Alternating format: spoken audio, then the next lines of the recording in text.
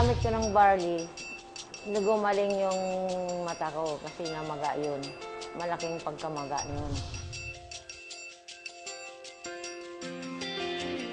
Nung pagkapanganak sa bunso ko, umpisa noon sa lumala ng lumala. Until 2006, nagpa-check up ako, malala na ito, dito. Kaya yun ang lumala ng ganong kalaki hanggang sa lumaki ng lumaki. Nung naglalabada kasi ako noon, mabuhat ng mabigat, kaya sa lumala. Malala na yun. Tapos kailangan ma-opera ako noon. Ang diferensya noon, wala kaming pera. Ang hinihingi sa akin noon ng doktor sa isa PGH, 160,000. Ano pa lang yun, yung gamit pa lang, saka yung bibiling tubo, papasok sa katawan ko para ma-opera na ako. Ay wala akong 160,000, kaya hindi ako nakapa-opera. Yung green barley na yan, unang dating dito sa Pilipinas. Unang nila, RG Habeliana, yung kapatid niya, si Cora. Nahingi ako ng tulong sa kanya. Yung green barley na yun ang binigay niya sa akin. Kasi maga yung mata ko eh. Doon lang palang naanuhan ko yung green barley na yan, bagong dating. Yung ganito.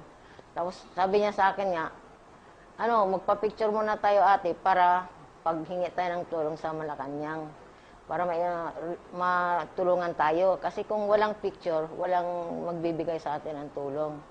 Tapos pinagawa niya ako ng sulat, kasama yung picture. Sabi niya, ate, dalhin mo yung 2 bote, subukan mo, sabi niya. Tapos sabi ko, ano ba yan? Tapos sabi niya, green barley yan, food supplement. Tapos sabi ko, paano ako pagalingin ng food supplement na yan? Kasi yung doktor nga, walang magawa sa akin na walang binigay na gamot, kundi operasyon. Sabi niya, ate, walang mawawala kung hindi mo subukan. Sabi ko, sige, dadalhin ko na lang yan. Sabi ko sa kanya. Nung dinala ko sa bahay, yung 2 bote, hindi ko pa rin ininom yun. Kasi hindi ako nagtiwala eh. Kasi doktor nga, wala sa akin magawang ibigay na gamot. Kahit anong gamot, walang binigay sa akin. Kundi ang talaga nila, operasyon. Binatong ko lang ito sa isang tabi, sa taas ng kabinet. Tapos nang bandang uli, kasi gabi na, yung mata ko, talagang kumikirot na ito. Lumalaki ng lumalaki, ang umawat hanggang dito, yung maga. Naisip ko, kasi sabi ng doktor, baka daw pumutok. Pag pumutok yun, kahit silang doktor, hindi nila kayang pigilan kasi konektado sa puso ko. Malaking ugat daw ang na-damage, hindi maliit. Pag pumutok daw yun, pag tibok ng puso ko, lahat daw ng dugo ko lalabas.